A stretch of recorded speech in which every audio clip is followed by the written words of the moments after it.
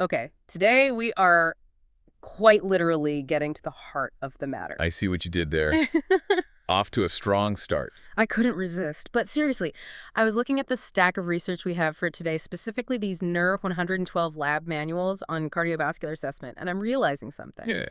I always thought checking a heart was just, putting a stethoscope on a chest and listening for a thump thump. But this looks like diagrams for a jet engine.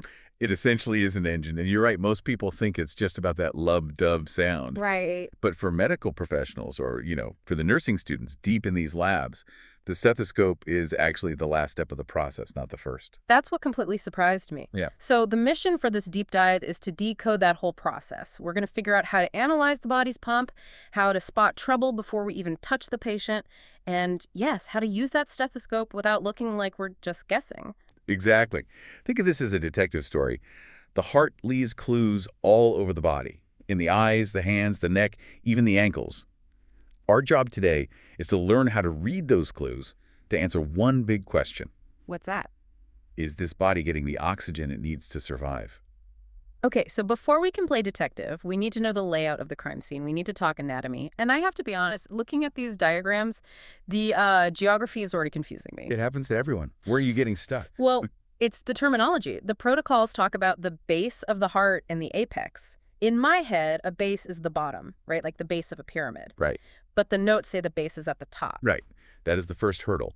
In cardiac anatomy, the heart is essentially an upside-down triangle. Mm-hmm. The broad, flat part, which is where all the big vessels connect, is the top. We call that the base. Okay, so base is top. Got it. Correct. And the pointy end, which actually does the heavy lifting of pumping, points down and toward the left hip. That tip is the apex. So base up, apex down. Just remember that when you're navigating the chest. Okay, base up, apex down. And where exactly is this thing sitting? I know left side of the chest, but these notes are way more specific. It's actually more central than people think. It sits between the second and fifth ribs, specifically the intercostal spaces, which is that soft spot between the ribs. And it kind of rides the line between the sternum, your breastbone, and the midclavicular line. The midclavicular line? Wait, that's the imaginary line dropping down from the middle of the collarbone. Exactly. If you find the middle of your collarbone and draw a line straight down, passes right through the nipple area, that's your border. The heart lives in that box. Okay, I can visualize that. Now, let's talk plumbing, because this is where I usually get lost. We have two loops of blood flow, right? We do. And the best way to think about it is like a delivery truck system. You have the repair shop loop and the delivery loop. Okay, I like that. Walk me through the repair shop first. That's your pulmonary circulation. So the blood has been out in the body, doing its job, dropping off oxygen. It's tired, it's deoxygenated. It comes back to the heart via the vena cava, the big highways, and dumps into the right atrium. So this is the dirty blood. Right. It goes from the right atrium, drops down through the tricuspid valve into the right ventricle. Now, the right ventricle is the pump for this specific loop. It shoots that blood out through the pulmonary artery to the lungs. No, the gas stays. Exactly. In the lungs, it drops off carbon dioxide and picks up fresh oxygen. Now it's refueled. And this is where the terminology tripped me up again. You said pulmonary artery takes the dirty blood to the lungs. I always learned that arteries carry clean, oxygen-rich blood. That is such a classic confusion point. Yeah. The rule isn't about oxygen. The rule is about direction. Okay. Arteries carry blood away from the heart. A for away.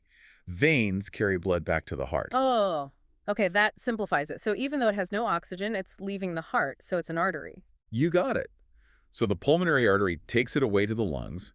Then the pulmonary veins bring the clean, oxygenated blood back to the heart, specifically to the left atrium. And that kicks off the delivery loop. The systemic circulation. This is the main event. Blood goes from the left atrium down through the mitral valve into the left ventricle. Now, the left ventricle is the superstar. It's the biggest, strongest muscle chamber because it has to pump that blood through the aorta to the entire rest of the body, to your brain, your toes, your stomach, everywhere.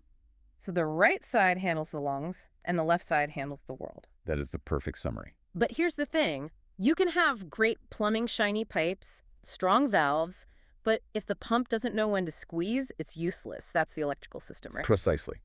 The heart is unique because it generates its own electricity. It doesn't wait for the brain to tell it to beat. It has a little spark plug called the sinoatrial node, or SA node. The pace. Yes. It's located in the right atrium. It fires a spark roughly 60 to 100 times a minute. That spark spreads out, causing the top chambers to squeeze. Then the signal travels to a relay station called the AV node. And the AV node pauses it for a split second, right? It Wow. does. It holds the signal just for a moment to let the ventricles fill all the way up with blood. If it fired immediately, you'd be pumping empty chambers. Oh, okay. After that pause, the signal shoots down the bundle of his and out to the Purkinje fibers, which are these little electrical fingers that squeeze the big ventricles. And that squeezes the heartbeat. That is the heartbeat. And when you see those squiggly lines on a hospital monitor, the EKG, you're just watching a graph of that electricity moving through those wires. Okay, so we have the map, the plumbing, and the wiring. Now let's go to the bedside. The protocols call this first part the general survey. And it sounds like you're kind of judging the patient before you even talk to them. You absolutely are. And you have to. This is where the detective work begins. Before you even introduce yourself, you are looking at the patient from the doorway. What is their body language telling you? The notes mention signs of distress. I assume that's obvious stuff, like clutching the chest. That's the classic Levine sign, a fist to the chest. So, But it can be subtle. Are they sitting bolt upright? People with heart failure often can't breathe lying down, so they'll sleep in a recliner or use 3 pillows. If you see a patient hunched over in the tripod position, leaning on their knees, they are fighting for air. and looking at their face, too. Not just for pain, but the notes say level of consciousness. Are they anxious? Are they confused? Why would a heart problem make you confused? Think about the plumbing again. If the pump isn't strong enough to fight gravity and push blood all the way up to the head, Huh. the brain gets starves of oxygen. Hypoxia. Okay. The first sign of low oxygen isn't always gasping for air. Often it's agitation, anxiety, or confusion. Wow. So if grandma starts acting weird and agitated, check the heart. Always consider it. The brain is the canary in the coal mine. Now, if they are conscious and talking, we have to ask about pain. And the source material has this 8 points of chest pain list. It feels a bit like an interrogation checklist. It is an interrogation. You have to pin down the details because chest pain can mean anything from a heart attack to, spicy tacos. Let's run through the big ones. Location seems simple, but you said earlier it's tricky. Ask them to point with one finger. But here's the kicker. Cardiac pain is famous for radiating. It starts in the chest, but travels to the neck, the jaw, or down the left arm. Why does it do that? Why would my jaw hurt if my heart is dying? It's a wiring mix-up. The nerves that service the heart enter the spinal cord at the same level as the nerves coming from the jaw and arm. So the brain gets these strong pain signals, and it gets confused about exactly where they're coming from. It's called referred pain. That is wild. So your brain is literally guessing wrong. Exactly. So you ask about radiation. You ask about character. Is it sharp, stabbing, or heavy? A heart attack often feels like a crushing pressure, like an elephant is sitting on you. And what about the physical reactions? The notes mention diaphoresis? That's the medical term for sweating, but specifically a cold, clammy sweat. If you see a patient who is pale, clutching their chest, and drenched in cold sweat, drop the checklist and get help. That is the sympathetic nervous system hitting the panic button. Okay, so we've surveyed the scene. Now we move to the focused assessment. We're getting closer. We're inspecting. We're looking at the skin again, but closer. We are looking for color changes that signal poor circulation. There's a whole color palette here. Cyanosis is blue, right? Blue means low oxygen. You see it in the lips usually, or the fingertips, Pallor's looking pale like a ghost. which means you don't have enough red blood cells or the blood just isn't getting to the surface. And then there's modeling. I looked up a picture of this. It looks like a spider web or a lace pattern on the knees. It does. Modeling is a very, very serious sign.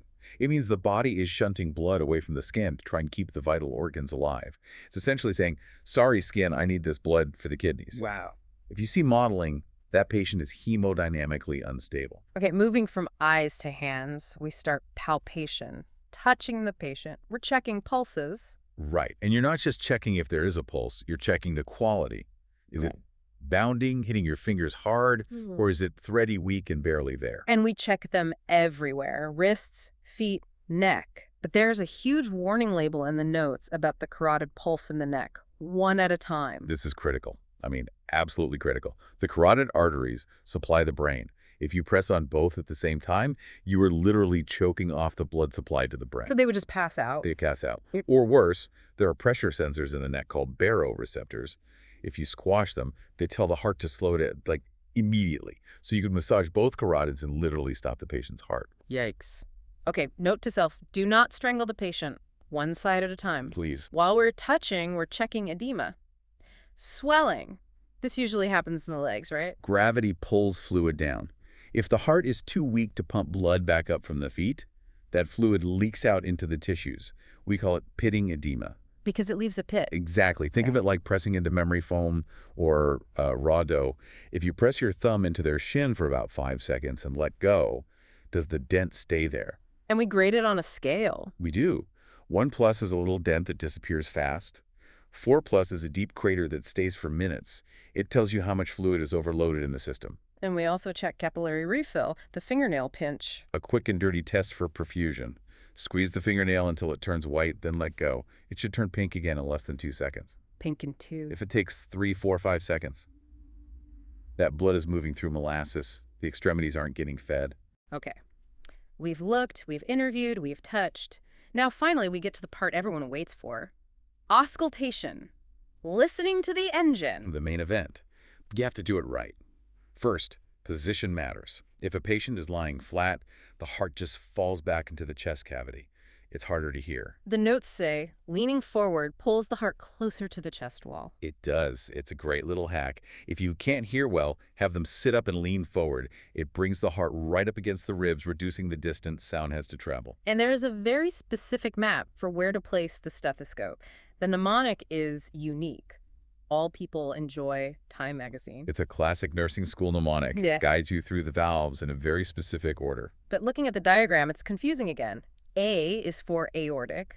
The aorta is on the left side of the heart, but the listening spot is on the right side of the chest. This is a huge so what moment for students. We don't listen on top of the valve. We listen downstream from it. Oh, like listening to a river. Exactly. The blood shoots out of the aortic valve towards the right shoulder. So the sound travels with the blood. That's why the aortic spot is the second intercostal space on the right sternal border. That makes so much sense. Okay, so A, aortic, is right, second space. Then P for pulmonic. You just move across the street, left second intercostal space. That's where you hear the pulmonary valve closing. Then E for Erb's point. Third space down. This is the sweet spot where you hear the lub and the dub S1 and S2 equally. T for tricuspid. Go down to the fourth space, left side, right along the sternum. And finally M for mitral, or magazine. A mitral area. This is the fifth intercostal space, mid-clavicular line. This is the apex we talked about earlier. The bottom point. Yes. And this spot is crucial. This is the point of maximal impulse. We call it the PMI. If you want to count the heart rate accurately, you listen here. It's the loudest part of the pump. So the tour is top right, top left, down a step, down another step, and then out to the apex. All people enjoy Time magazine. You've got it. And remember, you're listening for rhythm. Is it regular? If it sounds like lub-dub, lub-dub, dub-dub, lub, that's an arrhythmia. And the rule is, if it sounds weird, listen longer. Correct. If the rhythm is irregular, you don't count for 15 seconds and multiply by 4. You listen for a full 60 seconds.